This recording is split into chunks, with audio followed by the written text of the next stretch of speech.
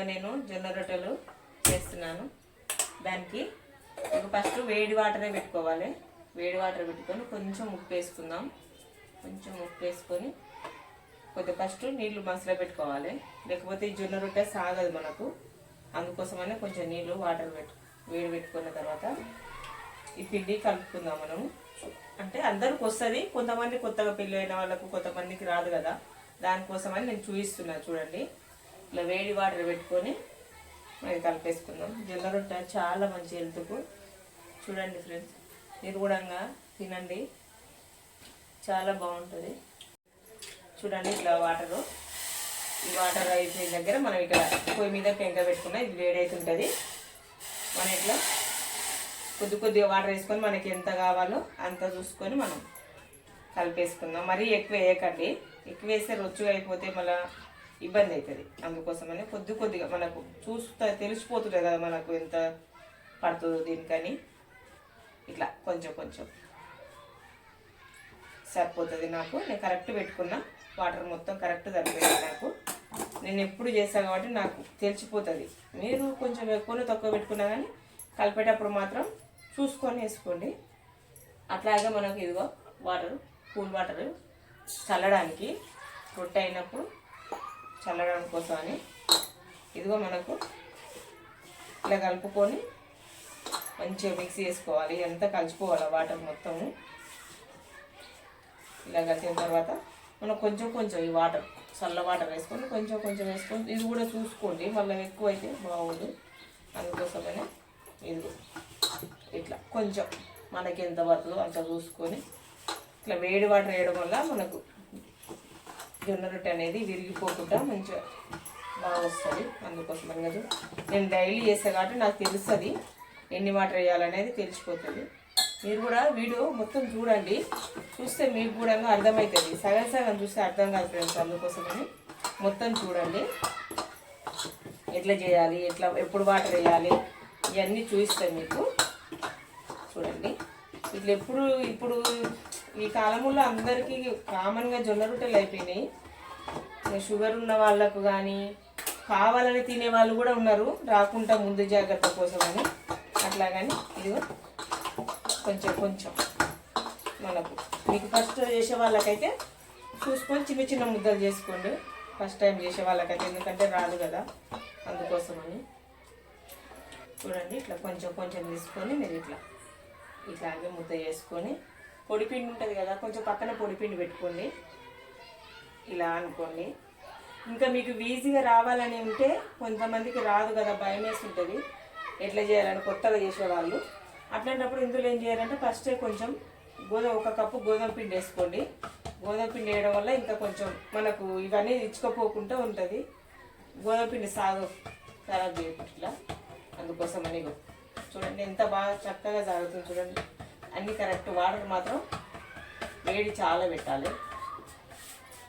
చూడండి ఫ్రెండ్స్, ఎప్పుడు ఇట్లా చేసుకోండి. మన బయట నుంచి కొనుక్కొచ్చుకుంటే వాళ్ళు మైదా పిండి కానీ బియ్యం పిండి ఎక్కువ కలుపుతారు. మనం తిన్నా కానీ ఉపయోగం ఉండదు కదా దాంట్లో. మేము అచ్చం జొన్నలే తెచ్చి పట్టిస్తాం మేము, ఇందులో బియ్యం కలపము. అందుకోసమనే మనం బయట ఎక్కువ బియ్యము అన్నీ వేసి పట్టిస్తే మనకి ఇంకేం వెళ్తే ఉంటుంది, హెల్త్ కొరకే కదా మనం తినేది. అందుకోసమనే చూడండి, మీకు పెద్దగా చేసుకోవాలని ఏం లేదు, చిన్నగా చేసుకొని ఫస్ట్ ట్రై చేయండి. చాలా అంటే చాలా మంచి. నేను రోజు చేస్తా, జావా కూడా ఉదయం జావా చేస్తా. నాకు షుగర్ ఇట్లా చేసుకుంటా. చూడండి ఫ్రెండ్స్ ఇట్లా మనకు అచ్చం జొన్నలే పట్టిస్తే మెత్తగా వచ్చి మంచి టేస్ట్ బాగుంటుంది. వాళ్ళైతే ఏం చేస్తారంటే అమ్మే వాళ్ళు కొంచెం బియ్యం పిండి కలిపితే మనకు ఒట్టిగా ఫస్ట్ ఇట్లనే వేయంగానే మనం వాటర్ చల్లుకోవాలి, పేలిపోకుండా. లేకపోతే ఏంటంటే ఇచ్చుకోపోతుంది మొత్తము. అట్లా కానీ మనం ఇట్లా ఫస్టే చల్లి పెట్టుకొని చూడండి ఇట్లా చల్లుకొని వదిలేసేయాలి. నెక్స్ట్ మళ్ళీ ఇంకొక రొట్టెకు మనం మళ్ళీ తీసి ఇట్లా కలుపుకుంటే చాలా ఈజీ. మనం ట్రై చేస్తే ఏం రాకుండా ఏది ఉండదు. అందుకోసమనే ట్రై చేసుకోవాలి. కేజీ జొన్నలు తెచ్చుకుంటే మనకు చాలా రొట్టెలు అవుతాయి. బయట కొనుక్కొచ్చుకుంటే ఎంతనో తెలియదు, 15 రూపాయలు 20 రూపాయలకు ఒక రొట్టె ఎట్లా దొరుకుతుంది. మనం ఒకసారి కేజీ తెచ్చుకున్నాం అనుకో వారం మొత్తం చేసుకోవచ్చు. చాలా 20-30 రొట్టెలు అవుతాయి. అందుకోసమనే ఇట్లా రెడీ చేసుకొని ఇట్లా పిండి వేసుకొని చూడండి ఎంత బాగా చక్కగా వస్తున్నాయి. అసలు చూస్తుర్రా? చూడండి చూడండి ఫ్రెండ్స్, మీరు కూడా చేసుకొని ఇదిగో ఇట్లా కాలేదు కదా, దీని దిక్కు కూడా చూసి మీకు ఎట్లా ఇబ్బంది ఉంటే ఒక చెంచా తీసుకొని తిప్పేసుకోండి. నాకు అలవాటు కాబట్టి చేతితోటి తీసేసుకున్నాం. ఇట్లాగే అన్ని రొట్టెలు చేసుకొని మంచిగా కూర ఏం చేసుకున్నా సరే ఒక్క రొట్టె పెట్టుకొని కొంచెం కూర ఎక్కువ పెట్టుకొని తింటే మనకు కడుపు నిండట్టు ఉంటుంది. ఆ అన్నం నైట్ పూట అసలు అన్నమే బంద్ చేయాలి. నైట్ బంద్ చేస్తేనే బక్కగా అవుతారు, హెల్త్కి చాలా మంచిది.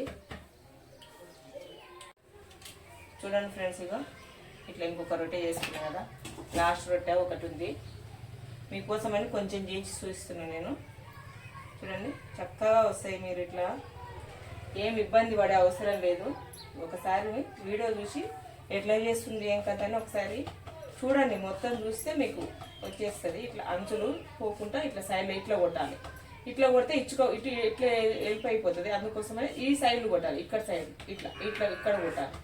ఇక్కడ కొడితే మనకి ఇది ఇచ్చుకోవాలి. కొంతమంది తెలియక ఏదైనా మధ్యలో కొట్టిరనుకో ఇక్కడ విడిపోతుంది. అందుకోసమని ఈ సైడ్లు కొట్టాలి.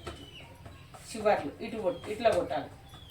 ఇట్లా కొట్టి ఇట్లా దగ్గరికి పిండి అనుకుంటుంటే మనకు అడుగునున్న పిండి కూడా కొంచెం కింద అతుక్కోకుంటుంది. అందుకోసమని కొంచెం సైడ్లకు పిండి వస్తామంటే మనం ఇట్లా అనుకుంటా జరుపుకుంటా అవసరమైతే ఇట్లా సైడ్లు మనం ఇట్లా మధ్యలో కొట్టకుండా ఇట్లా సైడ్లు కొట్టినామనుకో మనకు ఇచ్చుకోపోకుండా వస్తుంది. లేకపోతే ఏంటంటే మనకు విడిపోతుంటుంది. ఇట్లా ఇక రొట్టె కాలిందా లేదా ఒకసారి మనకు ఇట్లా చేసుకుంటే సరిపోతుంది. ఇట్లా అద్దుకొని కొంచెం చెయ్యికి అంటుకుంటుంటే మనం ఇట్లా అనాలి, చెయ్యికి అంటుకోకుండా ఉంటుంది. అందుకోసమని ఇలా చూడండి ఎంత బాగా వస్తుంది. మీకు ఒకవేళ ఒక ట్రిప్ చెప్తాను మీకు. చేయితోటి కొంతమంది చాలా మందికి రాదు, నాకు కూడా చాలా రోజుల వరకు రాలేదు.